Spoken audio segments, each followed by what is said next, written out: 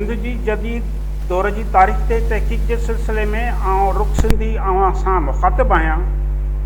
अॼु पाण सिंध जी क़ौमी हलचल के बानी साईं GM सैयद खां अलॻि थलॻि सुञाणप पैदा कंदड़ संदसी न्याणी डॉक्टर दुरेशावार सैयद बाबति ॻाल्हि ॿोल कंदासीं।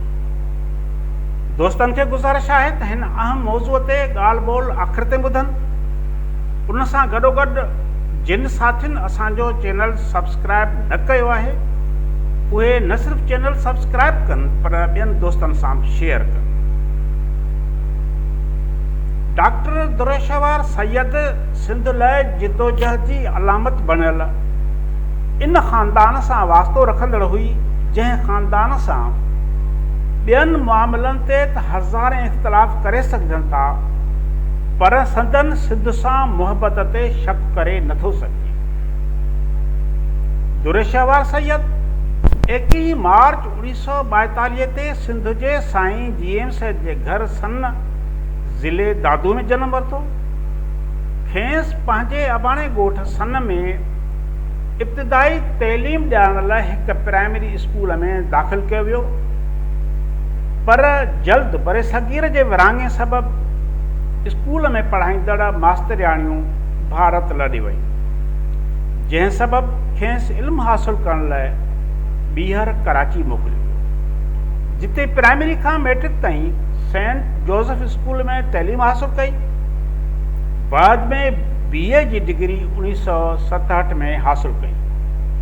डॉक्टर दुरेशावार सैयद कराची यूनिवर्सिटी में 1969 में MA फिलासफ़ीअ में डिग्री वरिती जॾहिं त सिंध यूनिवर्सिटी जामशोरो मां फ़ारसी ज़बान जो सर्टिफिकेट कोर्स 1972 में हासिल कयो।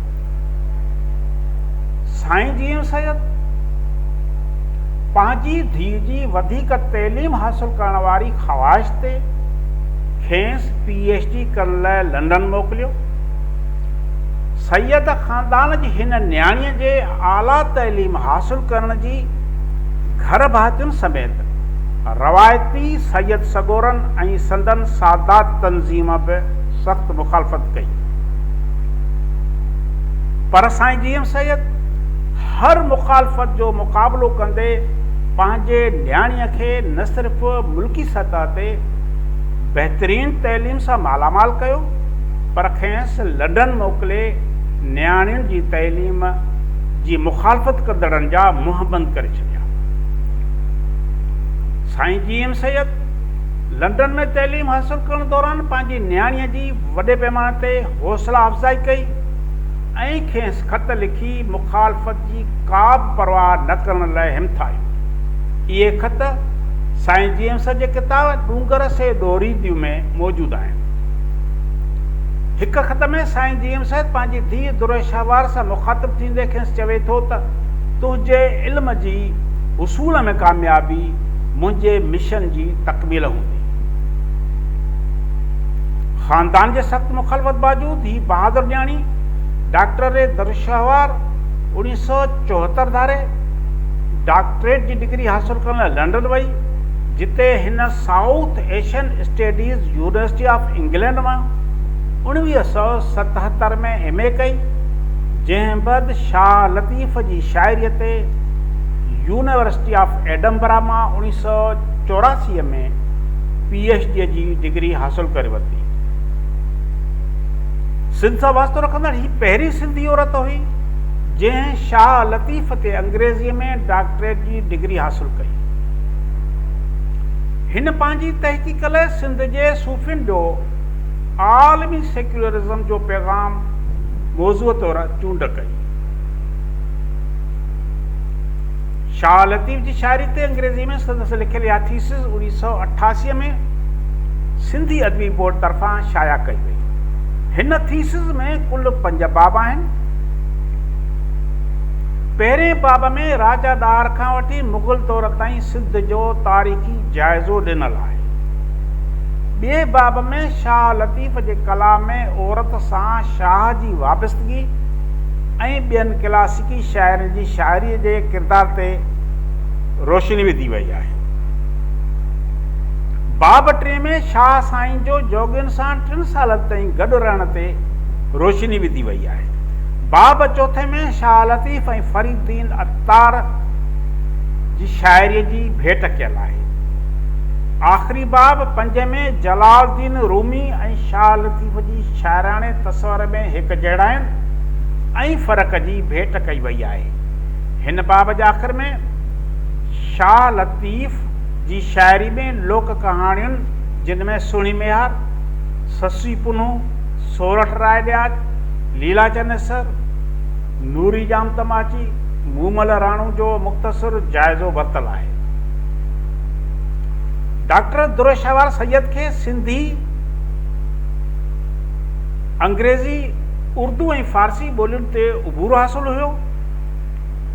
लंडन मां डॉक्टरेट जी डिग्री हासिल करण बैदि पाण कराची यूनिवर्सिटी जे पाकिस्तान स्टडी सेंटर में मुलाज़मत हासिल कई, जिते पाण 1985 खां 1991 ताईं लेक्चरार ऐं असिस्टेंट प्रोफेसर जे उहिदे ते फ़ाइज़ रही। पाण कराची यूनिवर्सिटी में तारीख़ जो मज़मून पढ़ायईं। कराची यूनिवर्सिटी में दर्स तदरीस जा फ़र्ज़ सरअंजाम ॾियण सां गॾु पाण 1991 में कराची यूनिवर्सिटी जे शाह अब्दुल लतीफ़ चेयर जी डायरेक्टर जे उहिदे ते फ़ाइज़ रही। पाण कराची यूनिवर्सिटी में मुलाज़मत दौरान कई किताब मुरतब करे शाया कराया। शाह लतीफ़ चेयर में रहण दौरान डॉक्टर साहिबा तहक़ीक़ जो तरीक़ेकार, शाह लतीफ़त तहक़ीक़, बबलोग्राफी ऑफ शाह लतीफ़, शाह जो रिसालो चइनि ॿोलियुनि में लिखिया, मुरतब कया ऐं शाया कराया। सदस लतीफ़ी कहानिया किताब उर्दू में 1993 में शाया थियो, जॾहिं त शाह लतीफ़ जी मौसीक़ी जे उनवान सां तरतीब ॾिनल किताब शाह अब्दुल लतीफ़ भिटाई चेयर तरफ़ां 1992 में शाया कयो वियो। संदसि सिंधी, उर्दू, अंग्रेज़ी ॿोलियुनि में लिखियल खोड़ सारा मक़ाला मुख़्तलिफ़ रिसालनि ऐं अख़बारनि में शाया थींदा रहिया। डॉक्टर दुरुशवार केतिरनि ई क़ौमी ऐं आलमी सतह जे सेमिनारनि ऐं कॉन्फ्रेंस में शिरकत कई ऐं उते मक़ाला पढ़िया।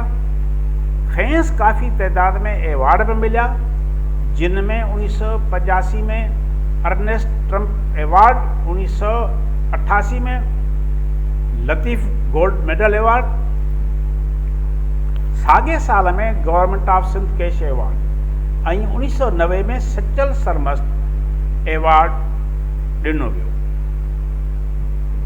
सिंध जी हिन बहादुर ॼाणी लंडन में पढ़ण दौरान मुख़्तलिफ़ तहक़ीक़ी इदारनि में अणगणिया इल्मी ऐं अदबी लेक्चर ॾेई सिंध जो नालो रोशन कयो। इन्हनि मंझां कुझु अहम लेक्चरनि जो पाण हिते ज़िक्र कयूं था, जिन में यूनिवर्सिटी ऑफ ससेक्स में 1976 में हज़रत मोहम्मद करीम सल्लल्लाहु अलैहि वसल्लम जो मिशन,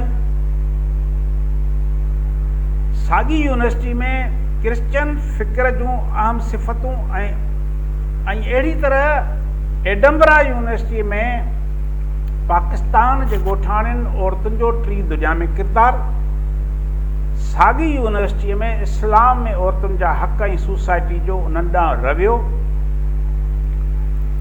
अहिड़ी तरह एडम्बरा यूनिवर्सिटी में सूफ़ियानी शाइरी में आलमी अमुन, भाइपी ऐं प्यार जो पैगाम मक़ाला अहमियत जोॻा आहिनि।